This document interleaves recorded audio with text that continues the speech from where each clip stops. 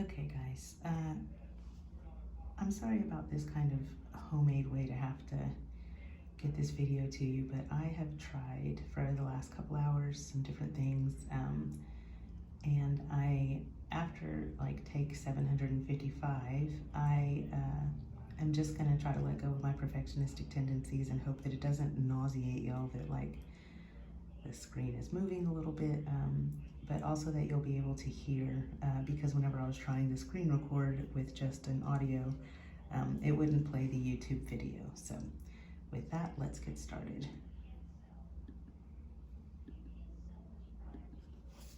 Chapitre 13. La quatrième planète était celle du businessman. Cet homme était si occupé qu'il ne leva même pas la tête à l'arrivée du petit prince. « Bonjour, lui dit celui-ci. Votre cigarette est éteinte. 3 et 2 font 5. 5 et 7, 12. 12 et 3, 15. Bonjour. 15 et 7, 22. 22 et 6, 28. Pas le temps de la rallumer. 26 et 5, 31. Ouf. Ça fait donc 501 622 731. 500 millions de quoi? Hein? Tu es toujours là? 501 millions de... Je ne sais plus. J'ai tellement de travail. Je suis sérieux, moi. Je ne m'amuse pas à des balivernes. 2 et 5, 7. 501 millions de quoi? Répéta le petit prince, qui jamais de sa vie n'avait renoncé à une question une fois qu'il l'avait posée. Le businessman leva la tête. Depuis 54 ans que j'habite cette planète-ci, je n'ai été dérangé que 3 fois. La première fois, ça a été il y a 22 ans, par un hanneton qui était tombé Dieu sait d'où. Il répandait un bruit épouvantable et j'ai fait 4 erreurs dans une addition. La seconde fois, ça a été il y a 11 ans, par une crise de rhumatisme. Je manque d'exercice.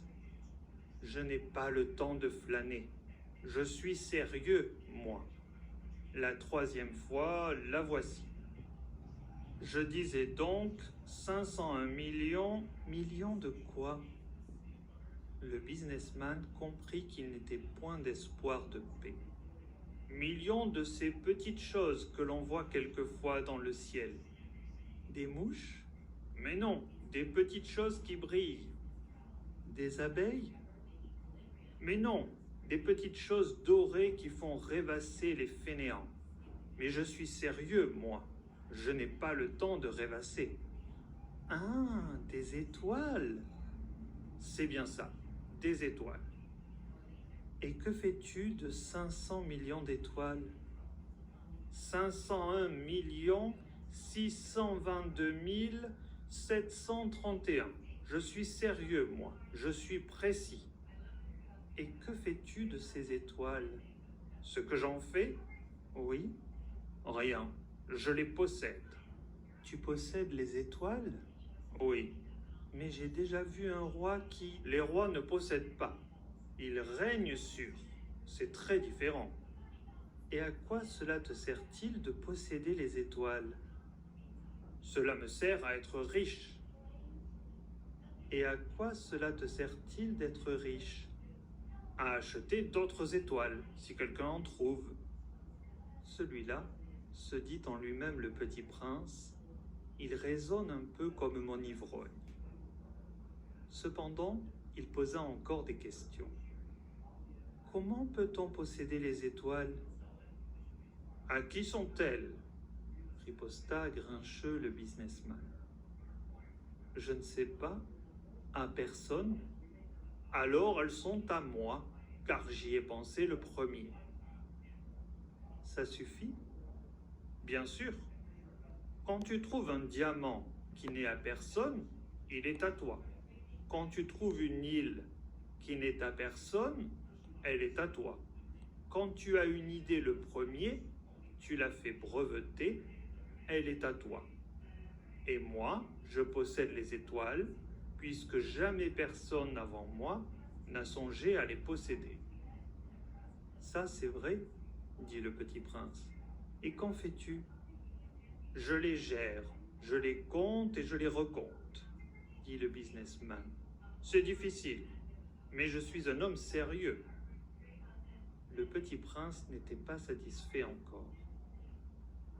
Moi, si je possède un foulard, je puis le mettre autour de mon cou et l'emporter. Moi, si je possède une fleur, je puis cueillir ma fleur et l'emporter. Mais tu ne peux pas cueillir les étoiles. Non, mais je puis les placer en banque. Qu'est-ce que ça veut dire? Ça veut dire que j'écris sur un petit papier le nombre de mes étoiles. Et puis j'enferme à clé ce papier-là dans un tiroir. Et c'est tout? Ça suffit. C'est amusant, pensa le petit prince. C'est assez poétique, mais ce n'est pas très sérieux. Le petit prince avait sur les choses sérieuses des idées très différentes des idées des grandes personnes. Moi, dit-il encore, je possède une fleur que j'arrose tous les jours. Je possède 3 volcans que je ramone toutes les semaines. Car je ramone aussi celui qui est éteint. On ne sait jamais. C'est utile à mes volcans et c'est utile à ma fleur que je les possède. Mais tu n'es pas utile aux étoiles.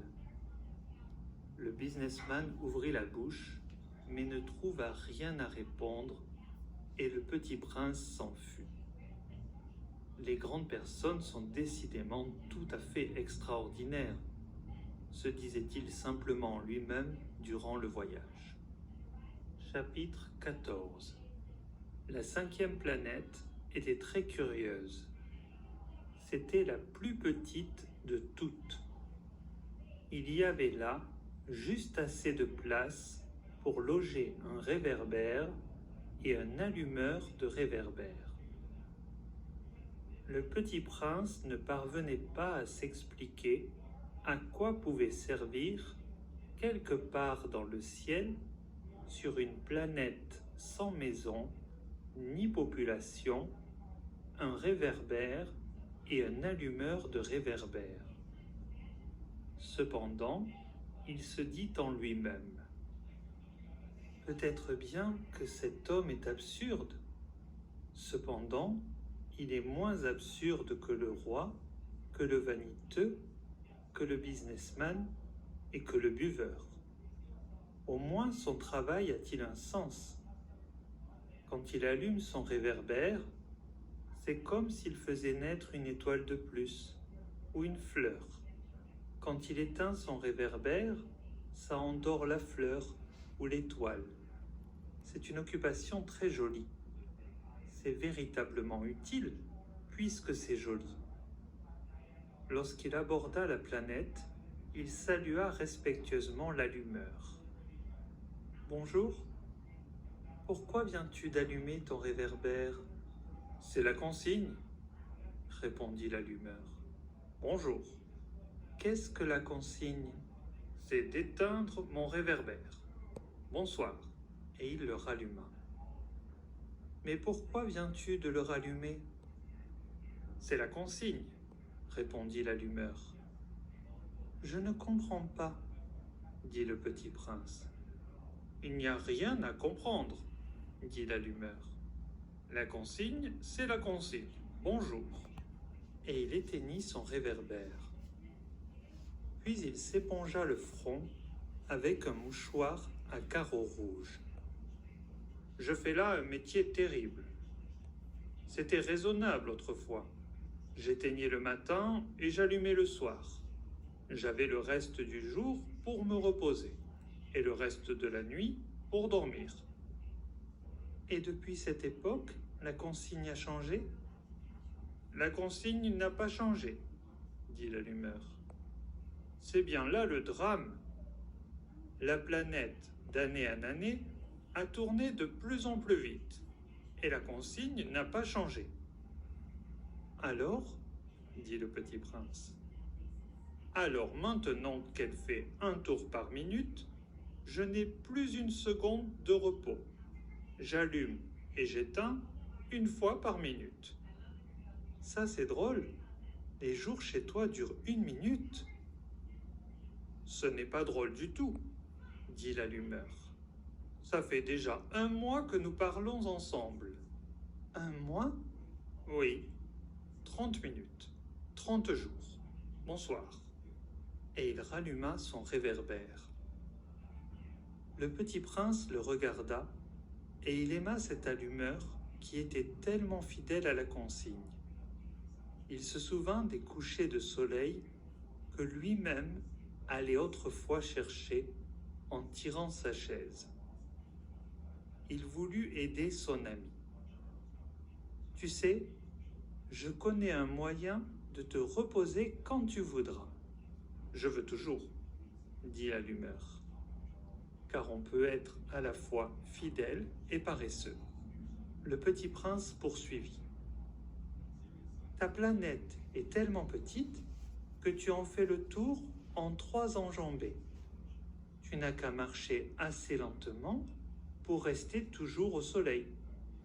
Quand tu voudras te reposer, tu marcheras, et le jour durera aussi longtemps que tu voudras. »« Ça ne m'avance pas à grand-chose, » dit l'allumeur. « Ce que j'aime dans la vie, c'est dormir. »« Ce n'est pas de chance, » dit le petit prince. « Ce n'est pas de chance, » dit l'allumeur. « Bonjour. » Et il éteignit son réverbère. « Celui-là, se dit le petit prince tandis qu'il poursuivait plus loin son voyage, celui-là serait méprisé par tous les autres, par le roi, par le vaniteux, par le buveur, par le businessman. Cependant, c'est le seul qui ne me paraisse pas ridicule. C'est peut-être parce qu'il s'occupe d'autre chose que de soi-même. » Il eut un soupir de regret et se dit encore : « Celui-là est le seul dont j'eusse pu faire mon ami. Mais sa planète est vraiment trop petite.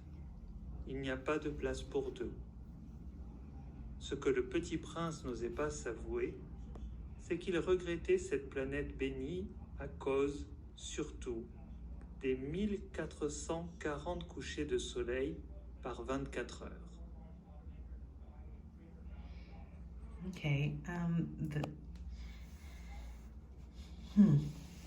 interesting, don't you think?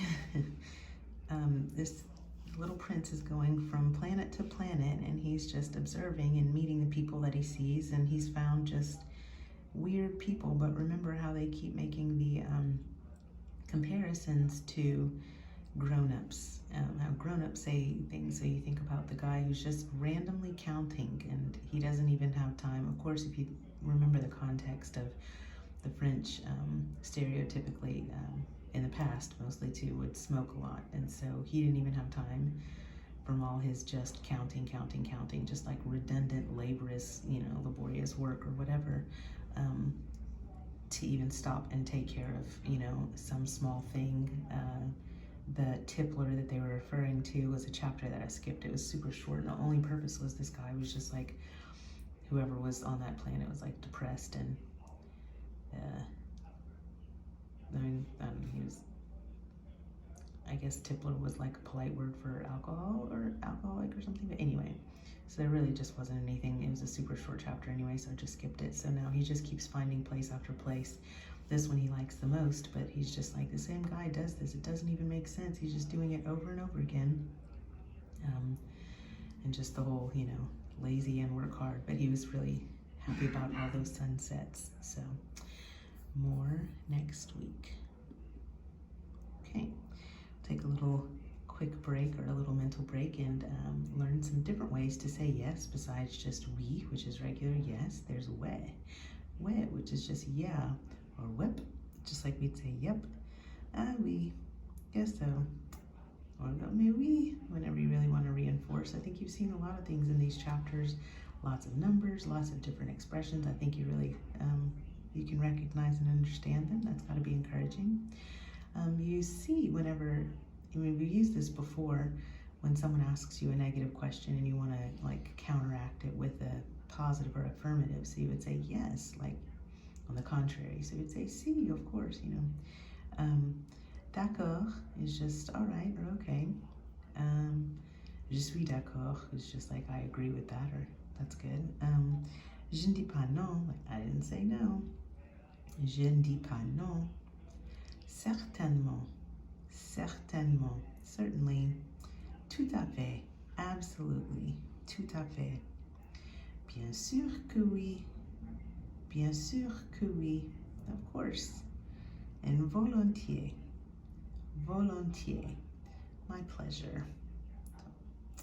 Okay, a little, we'll see. It's just cute. Let's not say it's like a full joke. That way there won't be a setup and disappointment. But so here's just a little screenshot of a text conversation between two friends. Salut, tu mets quoi? Mais je vais écrire fait. C'est cet imbécile d'autocorrecteur. Désactive-le alors. Voila. Okay, and then it's just a bunch of misspelled words and active-le. Okay, so what he's saying is, hey, so he's saying, what are you doing? Salut, tu fais quoi? What are you doing? And, but it, mais is the conjunction but, like, and so he's just like, but, like, that doesn't make sense. And he said, I want to write fait. It's that stupid autocorrect. And the friend suggests that he like deactivates it, turns it off. Well, turn it off. And so even though those are a bunch of misspelled words, he's saying, there, I turned it off, you were right, it's much better without being corrected. Actually, it, or more than just correcting or something, it actually shows plenty of faults. And just turn that back on. Okay, cute. All right.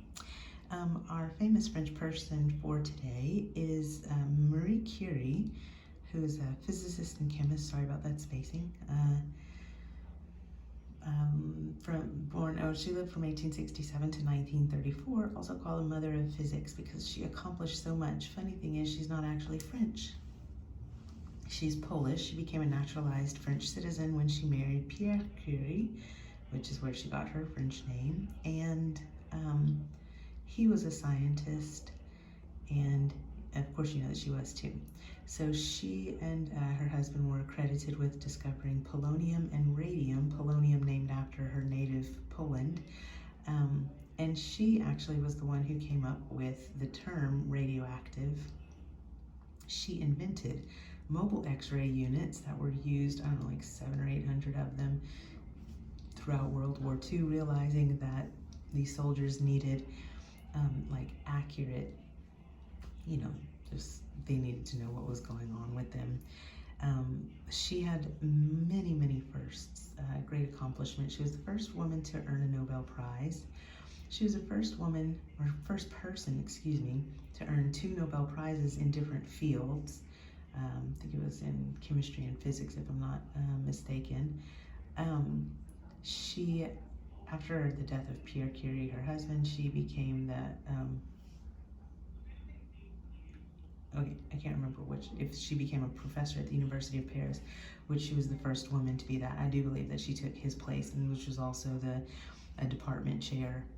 So she accomplished quite a lot if you think about, you know, in the like 1900s, because she died at like 60 something years old. I don't know, she really accomplished quite a lot. She was still doing a lot of research and lots of lectures and lots of contributions to science. But her papers, like we have like all this stuff, or you know, people have all this stuff from like her materials and everything, and it's still too radioactive to actually be handled, so it's kept in a lead-lined box. Anybody that wants to look through it has to wear like special you know, clothes and gloves and stuff like that. I had read somewhere, I think, that she used to just carry around that little, what is that called when something lights itself, phosphorescent or like radium or whatever, just in her pocket. And so yeah, and as you can imagine, her cause of death was the effects of so much radiation. But actually a lot of her discoveries, you know, are used in cancer, like, oh, sorry guys, it's late, I didn't have a lot of sleep. What's the word? Treatments, where they realized that those high concentrations of radium would kill, you know, bad cells and stuff like that. So lots of great contributions. So we've covered a lot of these regions. I'll tell you just a little bit about your project due at the end of the year, but we've already covered several of these regions, and today we will be looking at this Nouvelle-Aquitaine region.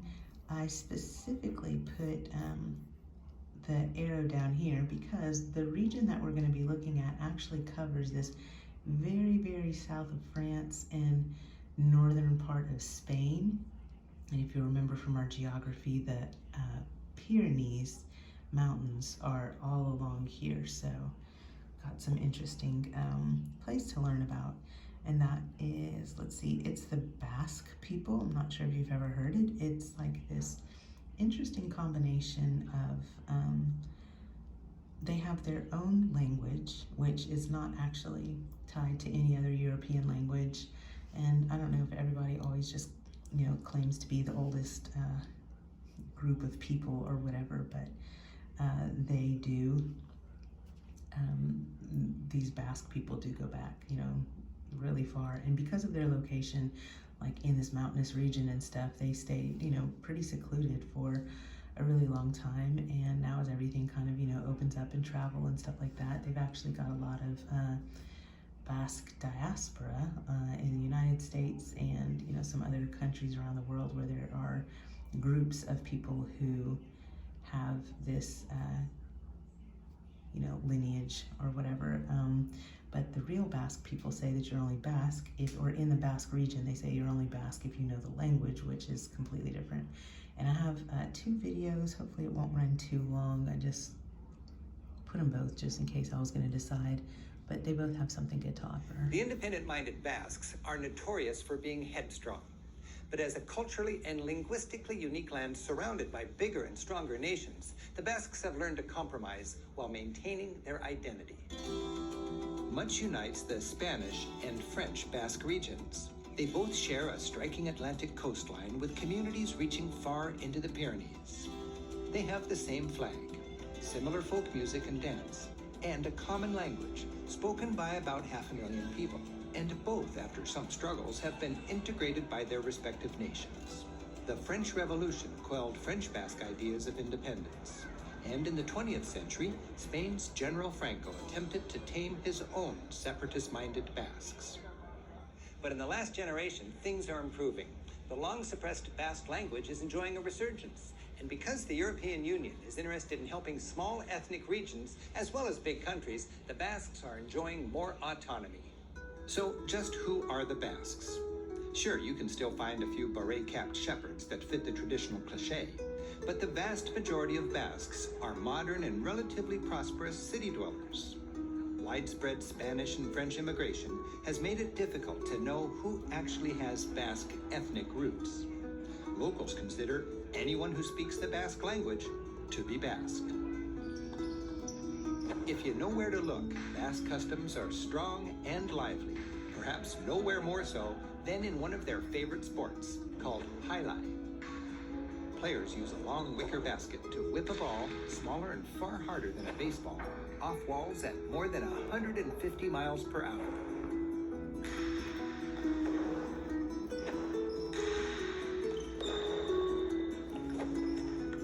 For less adrenaline, but just as much Basque culture, there's the institution of the Men's Gastronomic Club. These clubs are common throughout Basque Country and range from the more working-class communal kitchen type of place to the fairly highbrow, more exclusive version with extensive wine cellars and gastronomic libraries. club serves several functions. Traditionally, Basque society is matrilineal.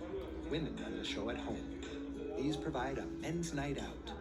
It's also a place where friends who've known each other since grade school can enjoy quality time together, speaking Basque and savoring traditional ways in an ever faster world. And it's a place where men cook together and celebrate the famed Basque culinary traditions.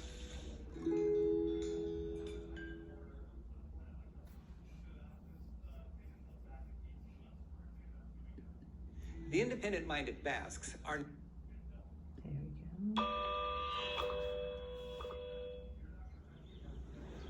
Historiaren ontzia doa, itxasorantza poliki, mila olatuen kontra herri hau, orain erori da jaiki.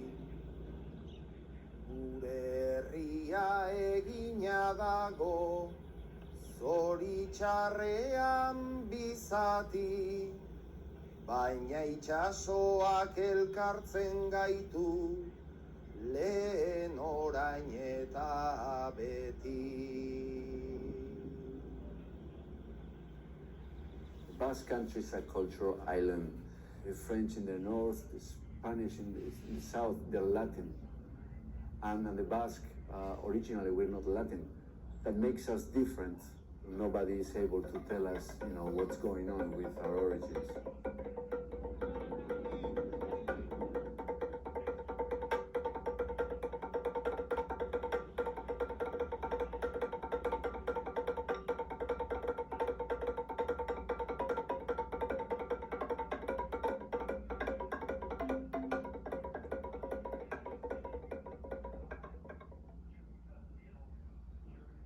In the Basque Country, there are lots of mountains. The farming has always been very small, and the big richness of the Basque Country has been the ocean, the sea.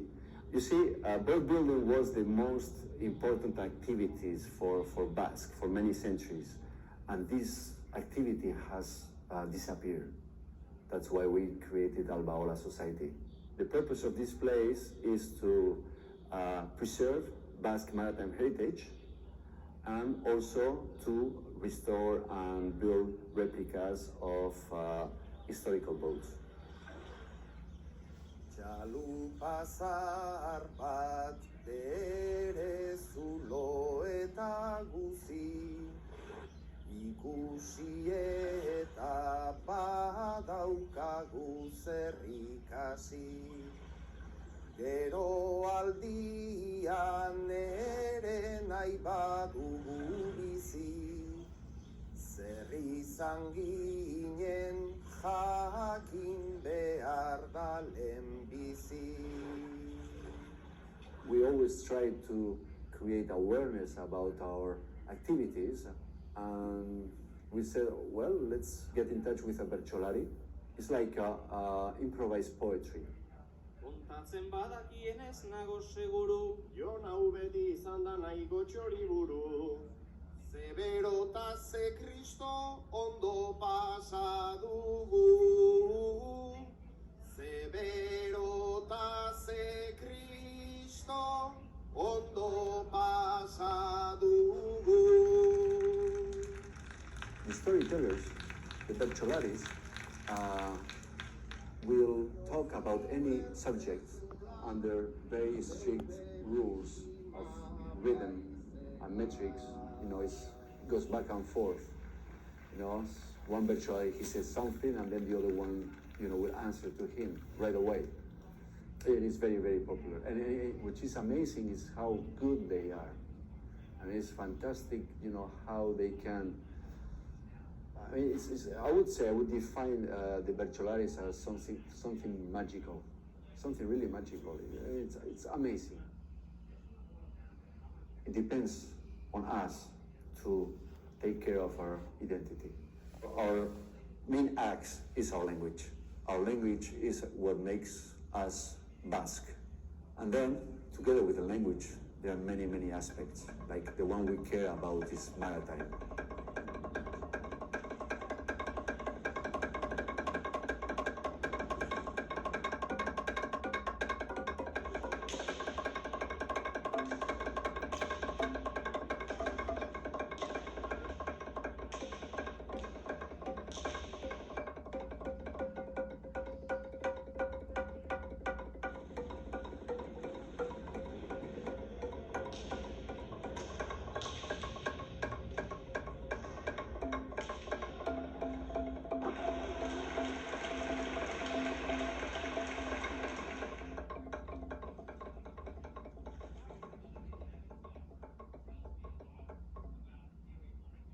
I think even more mysterious than our origin is, how we have survived as a cultural identity, in such a strategical geographical place.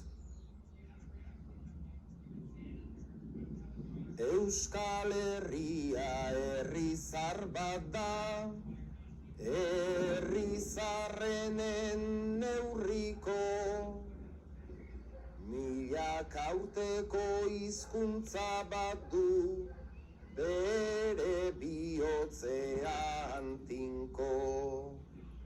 Inoiz zalantza izaten dugu, gero ez aldan biziko, baina kantatzen duen herri bat, inoiz ere ez da hilko.